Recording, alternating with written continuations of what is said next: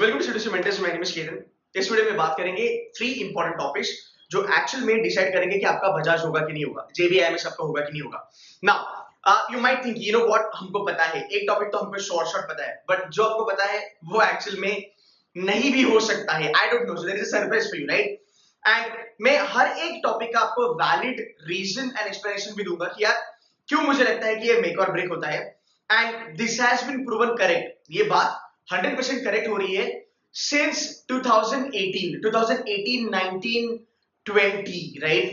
तो जितनी भी बार सीईटी हो रहा है पिछले 3 से 4 साल में, it has always become true. So first up, number one topic, think about it. आपको क्या लगता है which topic can be a make or break for JBIMS? You can put it in the comment कि sir हमने ये topic सोचा था।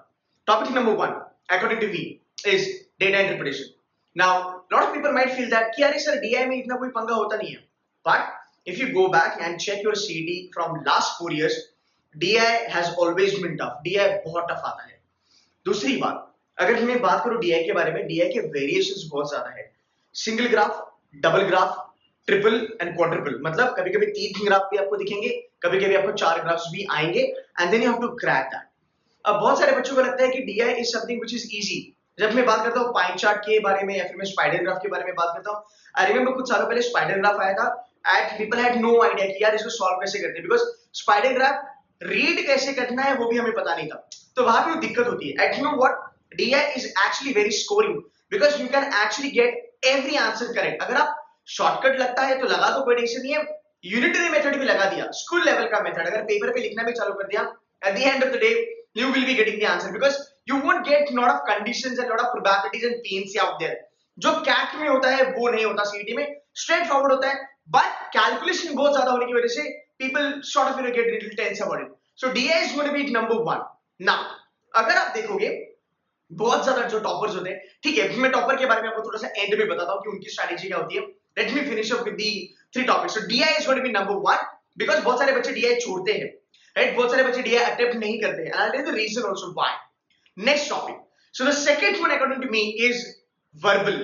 आपका वर्बल का वेटेज होगा अराउंड अबाउट 50 मार्क्स। नाउ ये चीज मैं पिछले 3 साल से कह रहा हूं कि verbal is the game changer and it is gonna be the game changer, there is no doubt about it. And 3 साल से ये प्रूवन है कि verbal is the game changer because अगर आप देखोगे हर एक चीज आप कर सकते हो। क्वांट्स के बारे में अगर मैं बात करूं, क्वांट्स का वेटेज बहुत कम है यार, 15, 20, 25 क्वेश्चन है, राइट? वर्बल एक ऐसी चीज है जो बच्चा ज्यादातर कर नहीं पाता। एट वर्बल का सिलेबस थोड़ा ज्यादा होता है as far as CET is concern. Grammar है, फिगर ऑफ स्पीच है, उसमें तुम्हारा टोन्स है, उसमें मेन आइडिया भी आजकल पूछा जाता है, समरी आता है, रीडिंग कॉम्प्रिहेंशन है। सो डिफरेंट टाइप के आपके क्वेश्चंस है। Along with that you also have a critical reasoning in it, right? So CET actually CR को लॉजिकल रीजनिंग में कंसीडर करता है। It does not consider CR into verbal. Ideally, it's a part of verbal, to be very honest, but that's how the things work in CET. So verbal is going to be the game changer because हर एक बच्चा logic करता है, हर एक बच्चा quants करता है। आप जब CET, आप जब एडमैट करते हो, सीटमैट करते हो, आपका क्वांट्स बिल्डअप हो ही जाता है। स्नैप के थ्रू, कैट के थ्रू आपका क्वांट्स बिल्डअप हो जाता है। And level of difficulty CET के क्वांट्स का इतना होता ही नहीं है। It's a very easy level, like 8, 9, 10 standard का आपका क्वांट्स होता है। सो डूएबल है, so everybody will be able to do all this things. But verbal में कैसा होता है? वर्बल इज लाइक जीके, आता है तो आता है, नहीं तो नहीं आता। Another thing is verbal is so much time consuming. तो अगर आप देखोगे इतना ज्यादा टाइम लगता है वर्बल को, रीडिंग कॉम्प्रिहेंशन पढ़ो, राइट? वो ग्रामर के सेंटेंसेस पढ़ो, पैराजंबल पढ़ो, एंड पैराजंबल अलग लेवल पे आता है। यू हैव 1 2 3 4 5 सेंटेंस दिया है, फिर पूछेगा which is the first one, which is the second one, which is the third one. यहाँ पे कैट जैसा नहीं होता कि यार आपको ऑप्शन दिया है A B C D E या फिर C D A B E something like that, तो नहीं आप वर्कआउट कर सकते by option. You have to make it a point कि यार मैं पूरा सॉल्व करूं, उसके बाद मैं फर्स्ट सेकंड थर्ड वाला आंसर करूं। So verbal is going to be the game changer. Again grammar is important, synonym antonym भी आते हैं, वो भी इंपॉर्टेंट है। So that thing going to be the second topic because verbal में बच्चा लोग मार्क्स लूज करता है। There are lot of people they talk about verbal कि सर पूरा का पूरा पेपर अच्छा था, वर्बल में आई डोंट नो मैंने कैसे परफॉर्म करा। देख यार सिंपल सी बात है, 50 क्वेश्चन अगर तुझे मार्क करने तो बिंदास मार्क कर सकता है, nobody is stopping you. There is no negative marking also, right? But do you understand कि तुम्हारा accuracy क्या है वर्बल में? वर्बल इज अ सेक्शन जहाँ पे पता नहीं चलता मेरा accuracy क्या है, and that's the problem. A lot of people are worried about verbal और वो होता भी नहीं है। It's time consuming, it's a bit tough, it needs practice, it needs an experience, but at the end of the day अगर आप strategy follow करते हो बराबर से, you will be able to tame it. Now I remember couple of people told me earlier, हमने ऐसा देखा है, हमने ऐसा सुना है कि यार एक बंदा था, या फिर बहुत सारे ऐसे लोग बोलते हैं कि वर्बल छोड़ दिया और बंदा सिडनम में गया, वर्बल छोड़ दिया और बंदा केजी में गया, तो अच्छी बात है ना, वर्बल क्यों करना, बिकॉज हमारा वर्बल तो वीक है.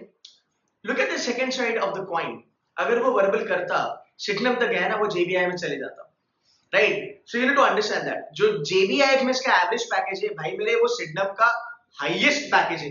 You can not compare these two brands just because they are आगड़ पाछड़, मतलब first and the second, right? You cannot compare them, yeah, come on, right? So this is what you need to understand.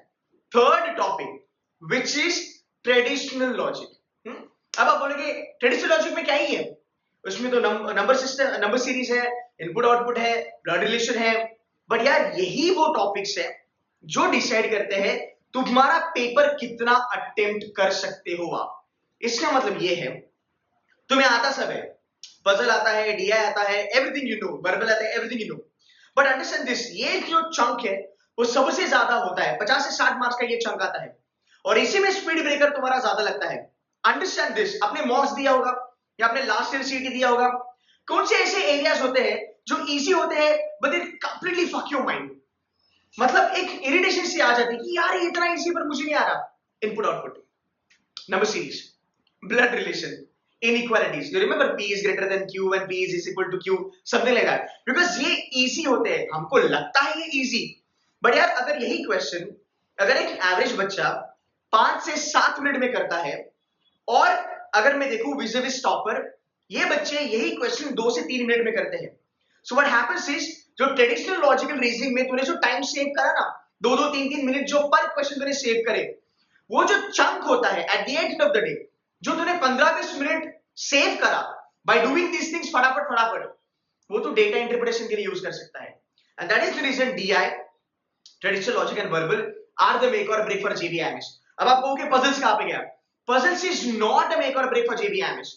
I challenge you, I guarantee you, आप जितने भी toppers के videos है, जितने भी टॉपर्स के वीडियोस है 2020 के 99.99 वाले, वहां पे जाओ, उनके वीडियोस देखो, आई गारंटी यू वो लोग यही कहेंगे पजल्स मैंने बहुत किया, बहुत ज्यादा पजल्स किया, पर सीटी जब मैं दे रहा था ऑन अ डी डे, मैंने पजल्स छोड़े, बिकॉज पजल्स का जो लेवल है वो इतना टफ हो चुका है, you can not solve puzzles in less than 5 minutes और 10 minutes. I getting my point, समझ रहे हैं मैं क्या बोल रहा हूं. बहुत सारे लोग हैं जिनको पजल्स मतलब एकदम दिल पे लेते हैं. भाई मेरे, तुझे इमोशनल नहीं होना है सीटी के साथ, right?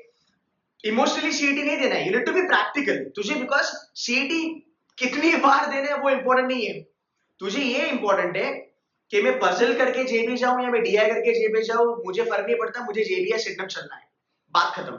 Don't get emotional with puzzle. And होता कैसे है, we get emotional with puzzle.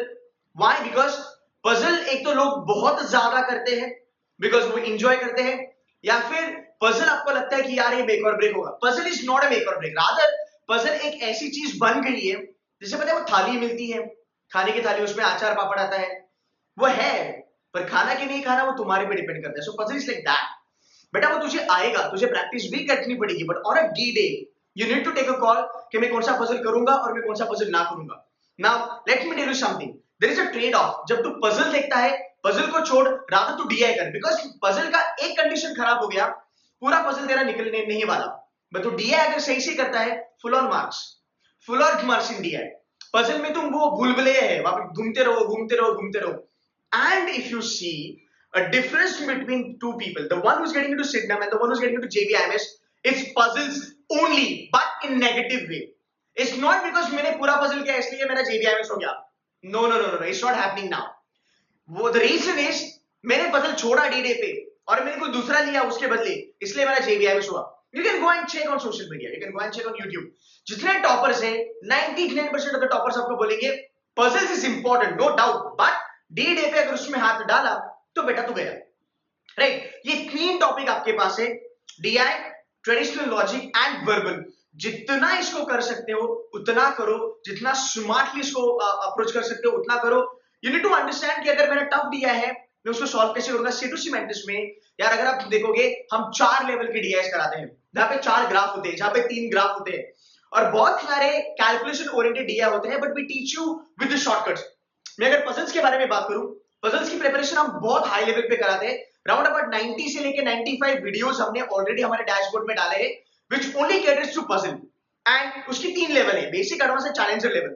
तो जो हमारे टॉपर्स थे, ये उनको हेल्प ऐसे हुआ कि जब उन्होंने ये देखा सीईटी में 2020, 2019, 2018 में, जब उन्होंने देखा कि यार ये तो चैलेंजर लेवल का पजल है, इसको हाथ नहीं रखना है, इसको छोड़ना है और इसके बदले डीआई लेना है, तो डीआई थोड़ा टाइम कंज्यूमिंग लगा, बट एंड में स्कोर बना। So this is what you need to understand. And guys, I'll be making a lot of videos on CET. I have started with this series. I'll keep giving you some content which is going to help you realistically. कोई fake motivation नहीं होगा, real चीजें बताऊंगा। अगर आप वो करोगे फायदे में रहोगे। एंड सीईटी मुझे लगता है जुलाई के पहले होगा। भाई जब कमेंट करके बता देना यार तुमको क्या लगता है सीईटी कब होगा। सो लेट मी सी आप लोगों का क्या ओपिनियन है। तो मेरे ख्याल से this is what we should do. Keep practicing, keep working hard. I'll keep you guys motivated. Reality, मैंने क्या कहा था, when you know the reality and you have a motivation, दोनों को क्लब करोगे तो सक्सेस मिलेगा। Only fake motivation is not going to help you. So that's it from my side guys, and do subscribe to my channel yeah, because CET के videos अभी आने वाले हैं। And if you have any topic in your mind कि sir you know what, can you please help us with this video and blah blah blah, I can help you with that. So guys, that's it from my side. Stay tuned to C2C Mentors, and thank you so much for watching this video. Bye bye.